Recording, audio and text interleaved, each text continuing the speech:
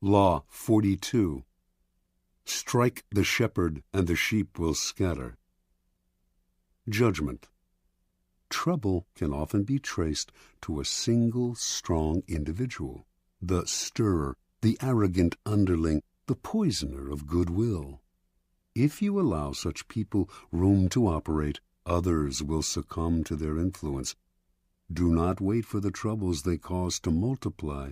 Do not try to negotiate with them. They are irredeemable. Neutralize their influence by isolating or banishing them. Strike at the source of the trouble, and the sheep will scatter. Observance of the law.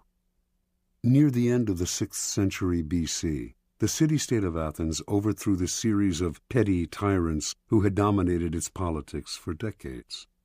It established instead a democracy that was to last over a century, a democracy that became the source of its power and its proudest achievement. But as the democracy evolved, so did a problem the Athenians had never faced: how to deal with those who did not concern themselves with the cohesion of a small city surrounded by enemies, who did not work for its greater glory, but thought of only themselves and their own ambitions and petty intrigues.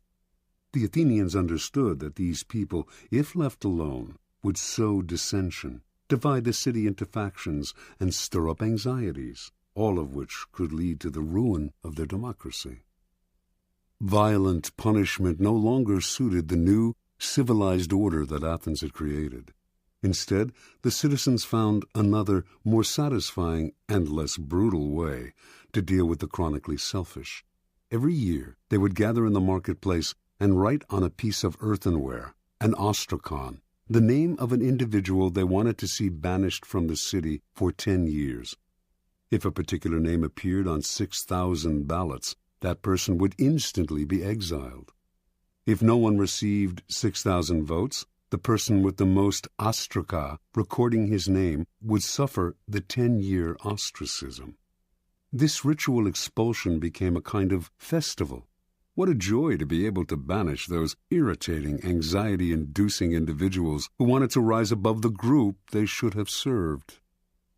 In 490 B.C., Aristides, one of the great generals of Athenian history, helped defeat the Persians at the Battle of Marathon. Meanwhile, off the battlefield, his fairness as a judge had earned him the nickname the Just. But as the years went by, the Athenians came to dislike him. He made such a show of his righteousness, and this, they believed, disguised his feelings of superiority and scorn for the common folk. His omnipresence in Athenian politics became obnoxious. The citizens grew tired of hearing him called the Just. They feared that this was just the type of man, judgmental, haughty, who would eventually stir up fierce divisions among them. In 482 B.C., despite Aristides' invaluable expertise in the continuing war with the Persians, they collected the ostraka and had him banished. After Aristides' ostracism, the great general Themistocles emerged as the city's premier leader. But his many honors and victories went to his head, and he too became arrogant and overbearing, constantly reminding the Athenians of his triumphs in battle, the temples he had built, the dangers he had fended off. He seemed to be saying that without him the city would come to ruin. And so, in 472 B.C., Themistocles' name was filled in on the ostraka, and the city was rid of his poisonous presence. The greatest political figure in 5th century Athens was undoubtedly Pericles. Although several times threatened with ostracism, he avoided that fate by maintaining close ties with the people. Perhaps he had learned a lesson as a child from his favorite tutor, the incomparable Damon, who excelled above all other Athenians in his intelligence, his musical skills, and his rhetorical abilities. It was Damon who had trained Pericles in the arts of ruling. But he too suffered ostracism, for his superior airs and his insulting manner toward the commoners stirred up too much resentment. Toward the end of the century, there lived a man named Hyperbolus. Most writers of the time describe him as the city's most worthless citizen. He did not care what anyone thought of him, and slandered whomever he disliked. He amused some, but irritated more.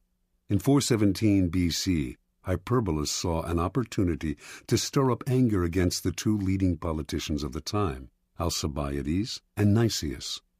He hoped that one of the two would be ostracized and that he would rise in that man's place. His campaign seemed likely to succeed. The Athenians disliked Alcibiades' flamboyant and carefree lifestyle, and were wary of Nicias's wealth and aloofness. They seemed certain to ostracize one or the other, but Alcibiades and Nicias, although they were otherwise enemies, pooled their resources and managed to turn the ostracism on Hyperbolus instead. His obnoxiousness, they argued, could only be terminated by banishment. Earlier sufferers of ostracism had been formidable, powerful men. Hyperbolus, however, was a low buffoon, and with his banishment the Athenians felt that ostracism had been degraded, and so they ended the practice that for nearly 100 years had been one of the keys to keeping the peace within Athens. Interpretation. The Athenians sensed the dangers posed by asocial behavior, and saw how such behavior often disguises itself in other forms. The holier-than-thou attitude that silently seeks to impose its standards on others, overweening ambition at the expense of the common good, the flaunting of superiority, quiet scheming, terminal obnoxiousness. Some of these behaviors would eat away at the city's cohesion by creating factions and sowing dissension. Others would ruin the democratic spirit by making the common citizen feel inferior and envious. The Athenians did not try to re-educate people who acted in these ways, or to absorb them somehow into the group, or to impose a violent punishment that would only create other problems. The solution was quick and effective. Get rid of them. Within any group, trouble can most often be traced to a single source, the unhappy, chronically dissatisfied one who will always stir up dissension and infect the group with his or her ill ease. Before you know what hit you, the dissatisfaction spreads. Act before it becomes impossible to disentangle one strand of misery from another, or to see how the whole thing started. First, recognize troublemakers by their overbearing presence or by their complaining nature. Once you spot them, do not try to reform them or appease them. That will only make things worse. Do not attack them, whether directly or indirectly, for they are poisonous in nature and will work underground to destroy you. Do as the Athenians did. Banish them before it is too late. Separate them from the group before they become the eye of a whirlpool. Do not give them time to stir up anxieties and sow discontent. Do not give them room to move. Let one person suffer so that the rest can live in peace. Keys to power. In the past, an entire nation would be ruled by a king and his handful of ministers. Only the elite had any power to play with. Over the centuries, power has gradually become more and more diffused and democratized. This has created, however, a common misperception that groups no longer have centers of power, that power is spread out and scattered among many people. Actually, however, power has changed in its numbers, but not in its essence. There may be fewer mighty tyrants commanding the power of life and death over millions, but there remain thousands of petty tyrants ruling smaller realms and enforcing their will through indirect power games, charisma, and so on. In every group, power is concentrated in the hands of one or two people, for this is one area in which human nature will never change. People will congregate around a single, strong personality like stars orbiting a sun. To labor under the illusion that this kind of power center no longer exists is to make endless mistakes, waste energy and time, and never hit the target. Powerful people never waste time. Outwardly, they may play along with the game, pretending that power is shared among many, but inwardly, they keep their eyes on the inevitable few in the group who hold the cards. These are the ones they work on. When troubles arise, they look for the underlying cause, the single, strong character who started the stirring and whose isolation or banishment will settle the waters again. In his family therapy practice, Dr. Milton H. Erickson found that if the family dynamic was unsettled and dysfunctional, there was inevitably one person who was the stirrer, the troublemaker. In his sessions, he would symbolically isolate this rotten apple by seating him or her apart from the others, if only by a few feet. Slowly, the other family members would see the physically separate person as the source of their difficulty. Once you recognize who the stirrer is, pointing it out to other people will accomplish a great deal. Understanding who controls the group dynamic is a critical realization. Remember, stirrers thrive by hiding in the group, disguising their actions among the reactions of others. Render their actions visible, and they lose their power to upset.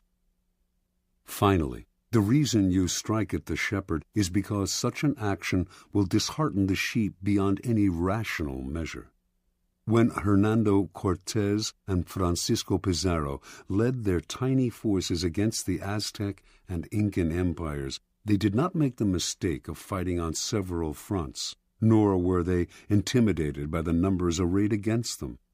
They captured the kings, Moctezuma and Atahualpa. Vast empires fell into their hands. With the leader gone, the center of gravity is gone. There is nothing to revolve around, and everything falls apart. Aim at the leaders, bring them down, and look for the endless opportunities in the confusion that will ensue.